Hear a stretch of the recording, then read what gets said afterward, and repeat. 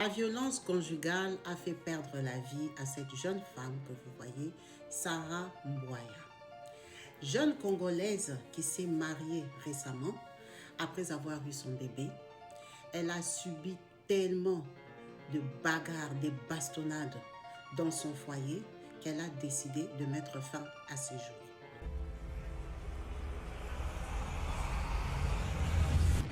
Kabibi Show 2, histoire de vie réelle et vécue.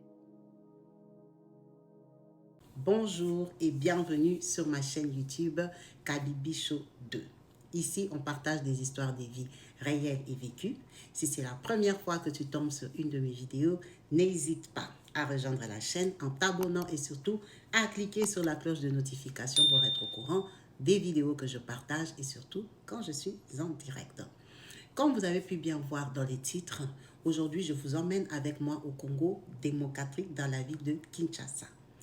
À Kinshasa se trouvait ce jeune couple de Sarah Mbouaya et son mari, non identifié à ces jours parce que le monsieur est en liberté. Ce monsieur que vous voyez en photo et cette dame prient dans l'église appelée Message, qui est une branche de l'église branhamiste, très stricte comme religion, des personnes très intègres, très croyantes, en tout cas très respectées au Congo démocratique. C'est souvent des gens sans histoire.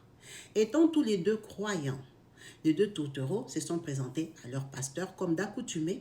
Dans cette église-là, quand tu rencontres un homme, c'est le pasteur qui doit valider, te permettre de le fréquenter. Donc, ça a été validé. Ils se sont donc mariés, ils ont été bénis par les serviteurs de Dieu et ils ont été bénis par la famille parce qu'il y a eu d'autres. Tous les deux, des tribus Luba, généralement appelés les Baluba, qui viennent de deux Kasaï, de Bushimai et de Kananga. Ce sont des gens très accoutumés, très respectueux, qui ont des femmes généralement soumises par la coutume avant qu'elles soient soumises par la religion. Donc Sarah, c'était une fille pieuse, sans histoire, qui n'avait jamais eu des relations intimes avec un homme. En un mot, une fille vierge. Il a fait une très bonne affaire, la famille était très honorée. Quand elle arrive dans ce mariage-là, alors c'était un manque d'expérience ou pas, on ne le saura jamais, parce qu'elle n'est plus de ce monde. Sarah a commencé sa relation avec lui.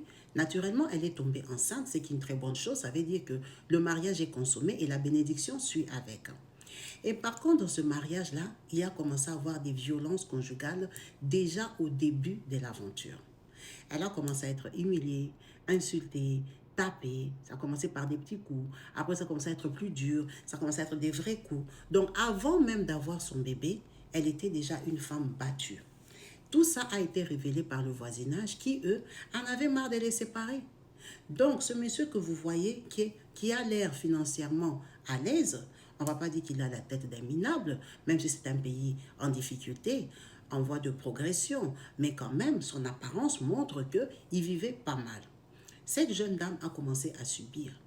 Elle a commencé à souffrir dans son ménage, jusqu'à un tel point qu'elle a décidé de faire ses clics et ses claques et de retourner chez ses parents. Quand elle y retourne, ses parents sont très surpris parce que le beau-fils, en général, il se comporte bien avec eux. Et lui, bien sûr qu'il est hyper amoureux, comme accoutumé, il est venu chez les parents pour demander pardon, pleurer, rendez-moi ma femme, c'était une erreur, c'était vraiment, je ne sais pas, c'est l'incompréhension, c'est les débuts du mariage. Donc, après les conseils de sa mère qui lui dit c'est la nouvelle vie, c'est le nouveau chez toi, c'est ta nouvelle famille, ils t'ont doté, ils t'ont épousé, il faut être soumise, il va s'améliorer, il va s'adapter à toi comme une bonne maman africaine qui est toujours là à doser la situation en disant que les choses vont aller mieux. Il faut prier.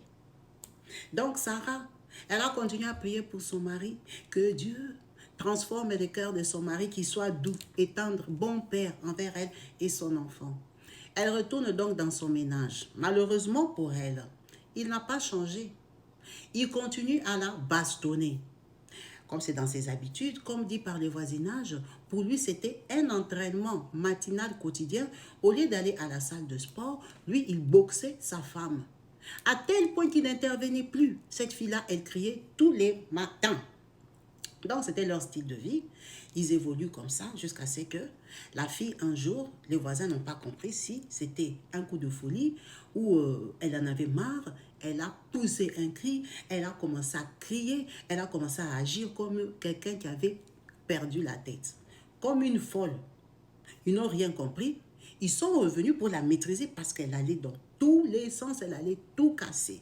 Alors eux, ils ont vraiment appelé ça un coup de folie. Donc ça s'est passé, ça s'est calmé, il est sorti, il est parti travailler. Elle est restée. Elle était tellement énervée qu'elle a fait ses clics et ses claques qu'elle est retournée chez ses parents. Quand elle retourne chez ses parents pour la deuxième fois, oh, le monsieur, il ne sait plus maintenant qui va l'aider à résoudre cette situation.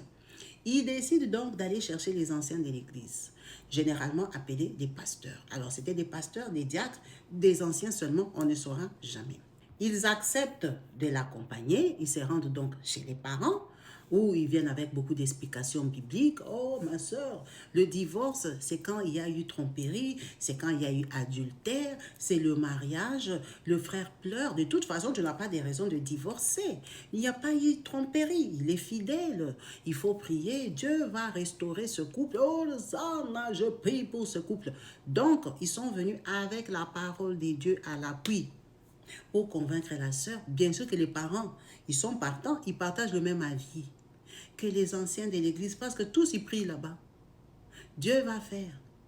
Donc la sœur Sarah, elle est obligée de retourner dans son foyer, bénie par les hommes de Dieu et ses parents. Quand elle arrive là-bas, 2 mois c'était trop, on l'a encore frappée. Donc quand il la frappe, elle a piqué son deuxième coup de folie, d'après ses voisins. Elle allait dans tous les sens, c'était vraiment chaud. Elle s'est encore calmée, c'est passé. Il n'est rien passé, elle n'est pas partie à l'hôpital, rien du tout. Ils continuent leur couple jusqu'à ce fameux jour où, comme accoutumé, il a battu, il a tellement battu qu'il est sorti. Comme vous voyez cette photo, c'est lui chez sa mère à lui, sa mère biologique. Il est parti avec son bébé. Vous pouvez voir que le bébé est tout petit. Donc, ils sont en train de discuter. On lui demande pourquoi son maillot de corps est taché de sang. Il n'arrive pas à expliquer, il dit que c'est comme ça, ben c'est sale, c'est un maillot de corps qu'il a porté, sans faire attention, qu'il n'a pas nettoyé et tout. C'est de l'ancienne bagarre, peut-être. Sa mère, très sage, qui l'a toujours conseillé d'arrêter. Pourquoi tu bats ta femme? Pourquoi? Qu'est-ce qui s'est passé, mon fils? Et tout ça, elle essaye de le raisonner parce que lui, tout le monde le raisonnait. Il a dit qu'il ne s'était rien passé, il s'était un peu tiré la tête, pris la tête hier soir et tout, bof. C'est pour ça qu'il est venu. Le lendemain matin, à la grosse surprise, il appelle les parents de Sarah pour leur dire « Venez récupérer votre fille, elle est décédée. » Il appelle sa mère pour dire que je suis devenu veuf. Sa mère n'en croit pas ses yeux et ses oreilles. Tout le monde vient en courant. Qu'est-ce qui s'est passé? Il dit « Je ne sais pas. Je viens de l'amener à l'hôpital. Elle s'est empoisonnée. » Comment ça? Ah, moi je ne sais pas. J'ai même essayé de la réanimer en lui donnant de l'huile de palme. Apparemment, quand tu es empoisonné, ton estomac, ben quand on te donne de l'huile de palme, ça nettoie l'estomac ou je ne sais pas, ça étouffe ou ça enlève ou ça neutralise. Je ne sais pas. C'est ce que lui, il a dit. C'est pour ça que vous voyez cette photo qu'on a essayé de masquer à cause des images parce qu'il y a sa tête dessus. C'est son corps à elle. Et vous voyez que le t-shirt, il est taché parce que c'est de l'huile de palme qu'il lui a mis. Alors, il lui avait mis ça couché, assise, c'est lui et Dieu qui savent. Donc, on ne saura jamais. Il a donc précipité à l'hôpital où on a juste fait le constat et l'étonnement de savoir qu'on pouvait amener un cadavre à l'hôpital au lieu de l'amener à la morgue directement. Donc, d'après les médecins, ils ne comprennent pas pourquoi ils l'ont amené à l'hôpital. Mais donc, elle est officiellement décédée d'un empoisonnement. Alors, est-ce qu'elle est passée à l'acte parce qu'elle en avait marre? Parce que personne ne l'écoutait? Parce que personne ne ressentait sa peine? Est-ce qu'elle a succombé aux coups et blessures et il a essayé de masquer ça avec un empoisonnement? On ne saura pas parce qu'il n'y a pas eu de médecins légistes. Et donc, ce monsieur est en liberté. Il n'a pas été arrêté, il est officiellement veuf, il a fait le deuil de sa femme. Et il va retrouver une autre femme tout bonnement et tout simplement. C'est vraiment dommage que ça en arrive là et que ça termine comme ça. À savoir que dans le monde entier, on publie des vidéos quotidiennement dans lesquelles on parle des femmes battues, des femmes qui n'ont pas résisté, qui ont succombé. Mais à nos jours, en 2025, les jeunes femmes sans espoir continuent toujours à accepter à se faire battre. Merci à vous tous qui avez suivi cette vidéo jusqu'à la fin. N'hésitez pas de la liker, de la partager et surtout de laisser en commentaire ce que vous en pensez. Peace and love chez vous. À la prochaine. Bye. Elle est là, elle est là, elle est là, elle est là. Elle c'est Kabibi, elle c'est Kabibi. Elle a un cœur à non, elle a une voix d'héros, elle a une voix qui porte, c'est Kabibi. Elle c'est Kabibi.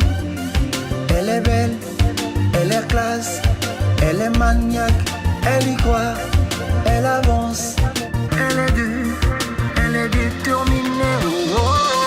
Elle a un cœur à non, elle a une voix d'héros, elle a une voix qui porte, elle c'est Kabibi, elle c'est Kabibi.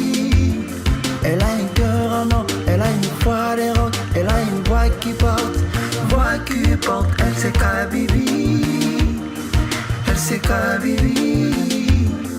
Elle partage sa joie, partage sa voix, elle partage sa voix.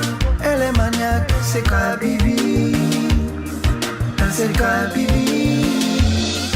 Elle est belle, elle est classe, elle est maniaque, elle y croit, elle avance, elle est déterminée. Oh oh oh oh oh oh. Yeah. She's the only one that we never had before. Only one that we never had before. Kabibi, go ahead. Go ahead. Kabibi, go ahead. Go ahead.